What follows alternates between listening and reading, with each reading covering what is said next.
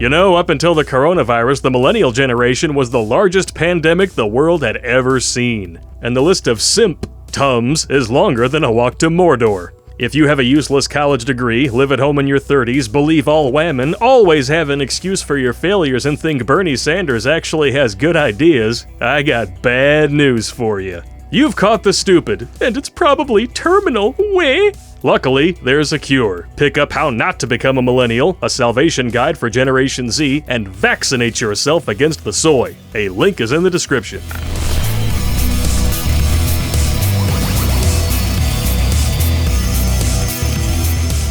What up, you bunch of dried up windsocks? Terrence Popp here.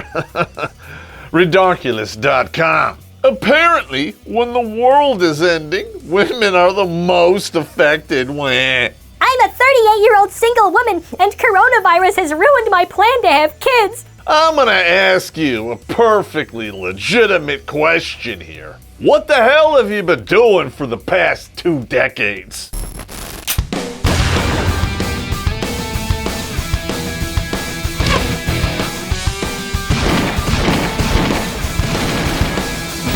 Yeah. I've already polished off my whiskey and we haven't even started yet. By the time we get to the end, I'm gonna have to sleep this one off. Usually I'm not one to make New Year's resolutions. Women who say this make a resolution every year and conveniently forget about them. This year I flipped things around and decided I would dedicate 2020 to finding the one. You call him the one, but we all know he's number 201, Space Ghost. I told everyone around me that even though I was not very interested in going out with anybody, and that the thought of going through the motions on dating apps made me nauseous, it was time to get serious and give it another crack. You know what that means? You've given way too many dudes a crack at your crack.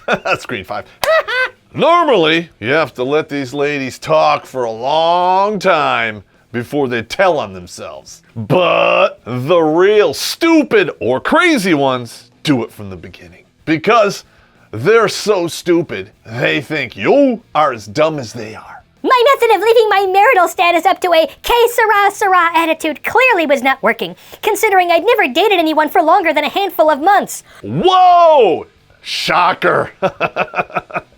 But let's do the math. Let's just say she had a boyfriend every 3 months since she turned 18 years of age. That means that's 4 new penises every year.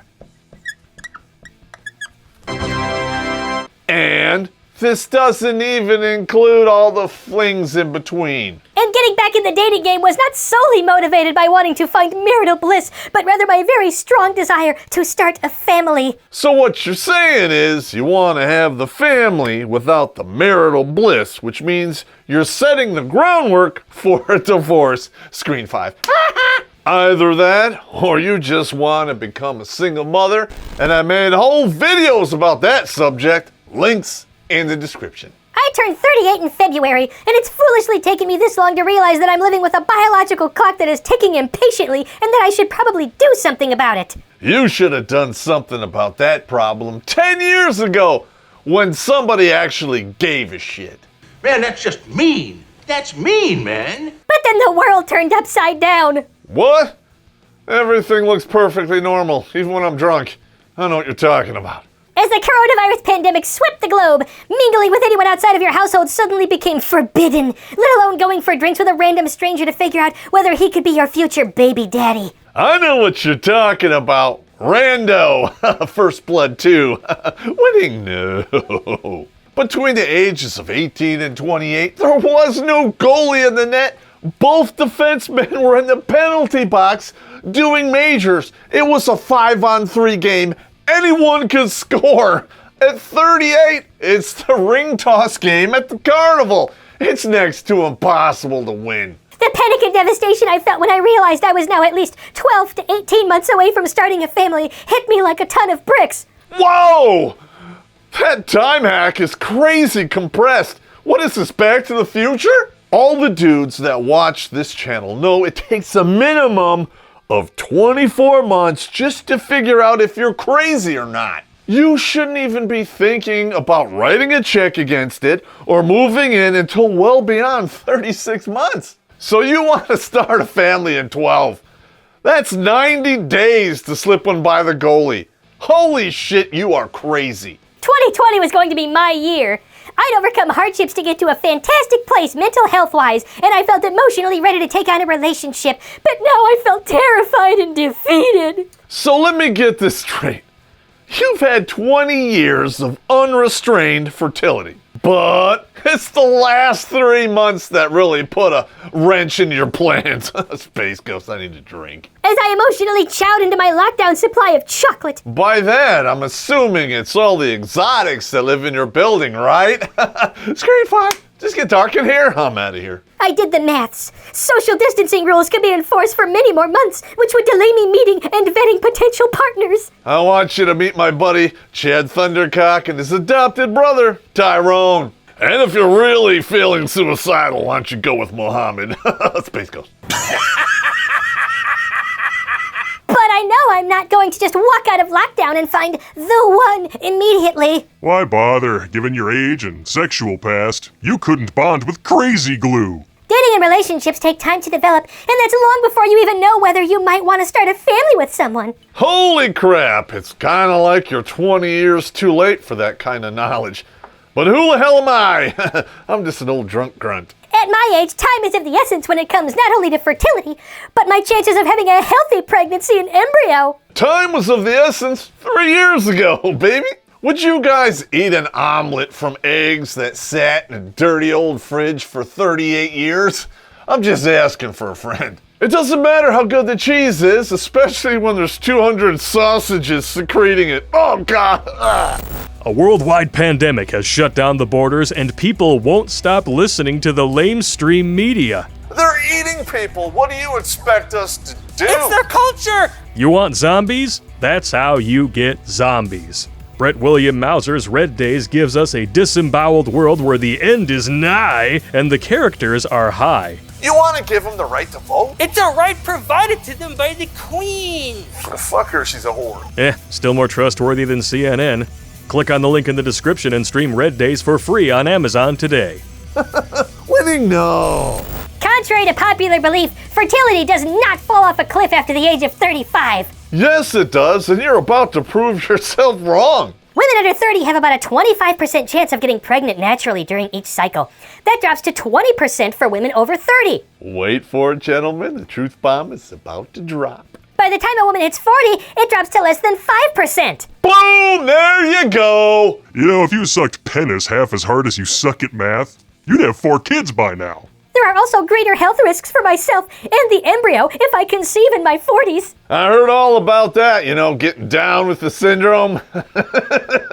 If you know what I mean. Fertility options such as IVF are also not as easy an option as one may think. I know. I did a whole episode about that called Last Bitch Effort. Links in the description. Educate yourself. Qualifying for NHS funding is complicated, and the costs when paying out of pocket are astronomical. Yep, up to $500,000. But you're strong and independent, and you're not selfish at all. That's why you want the taxpayers to pay for it, right? And even if you can afford it, the success of IVF treatment decreases with age. Shocker!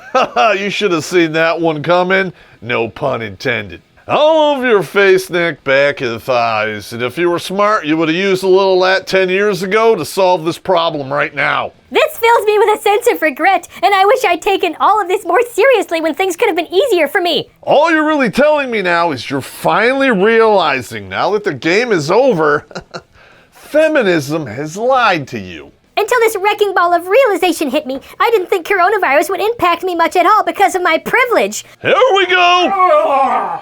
If we had any doubt that this woman was a feminist before, that is completely gone now. So long as I stayed indoors and followed government advice. Because that is how you beat the patriarchy. You blindly follow their advice. Screen 5. But coronavirus could completely derail my life plans in a very serious way. You've already done that yourself by riding the cock carousel for 20 years. A carousel, by its definition, only goes in circles. You can ride it as long as you want, but remember this, it starts and finishes in the same place. I've currently disassociated and pushed my feelings way down so as to not completely crumble in an emotional heap, because there's not much I can do about it for now. But I know that I will be heartbroken down the track if this does stop me from having kids. The only one that stopped you from having a family was you. Nevertheless, I refuse to rush into a relationship for the sake of procreation, even if the biological clock is against me. All of this from a woman who thinks she can start a family in 12 to 18 months. That's not a rush or anything, no. I may be keen to settle down, but I want it to be with the right person. Well, you know what they say. Best laid penis of mice and men. That's not it. I am also adamant that I want to find my life partner before I have kids, which is in no way to denigrate single parenting. Of course. The crown jewels of feminism, and we can't talk bad about them, right? Wah. I came from 2 generations of single mothers who did an amazing job of parenting against all the odds. Here we go! This explains everything that came before it. And shocker, you're 38, single, and childless.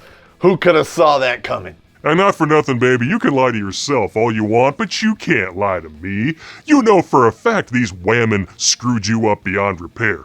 That's why you don't want to do it alone. You know that not having a father at home tenderized your thinking meat, and you're smart enough to know you wouldn't want that for your own kid. Which means you're also smart enough to know that you have to play nice, otherwise those loving, tolerant, feminist friends of yours will dox you, attempt to ruin the rest of your miserable, childless existence, and most importantly, kick you out of their little misandry club. Trust me when I tell you it's much nicer out here.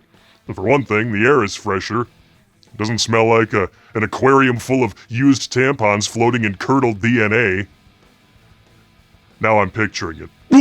But I've seen how hard it can be to do it alone, and after facing many personal hardships myself, I think I deserve to have something beautiful, such as a loving, long-term relationship. And how many times did you turn down that exact thing because it wasn't exactly what you wanted? When lockdown ends, after hugging my friends and flying to Australia to see my dog, I'm going to put myself out there to find love. All I have to say to that is good luck, baby.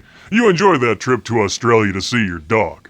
Don't forget your jar of peanut butter. Hey, you again. I plan to not only use the dating apps effectively, but also to be open to meeting someone on a night out or through friends. And I'm sure you're going to use that mask rule to your advantage, honey. You're 38, and you got to do something to hide those jowls. Just saying. Screen 5.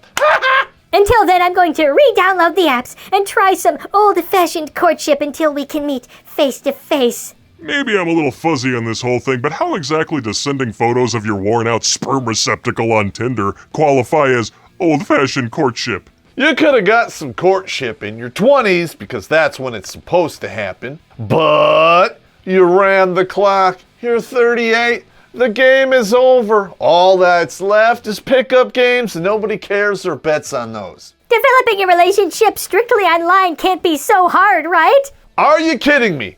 It's next to impossible. Why is that? Did you know that the overwhelming majority of women refuse to date men under 6 feet tall, which eliminates 86% of men, leaving only 14% viable on the dating scene. Another study showed that, shocker, women want more cock. In fact, their preferred size eliminates a whopping 98% of Italian males. And at this point, I'm sure I should make a joke about Asian dudes crying themselves to sleep, but I don't want to be insensitive. Put all this together with the irrefutable fact that women are attracted to resources and the stunning hypocrisy of gravitationally challenged land whales who refuse to date other fatties, but in the same breath will ruthlessly shame any man who has the balls to hold the exact same standard. That is one hell of a recipe for dying alone. Do I seem happy to you? Never. So ladies, you go ahead and keep telling me how shallow I am, and I'll just keep drinking.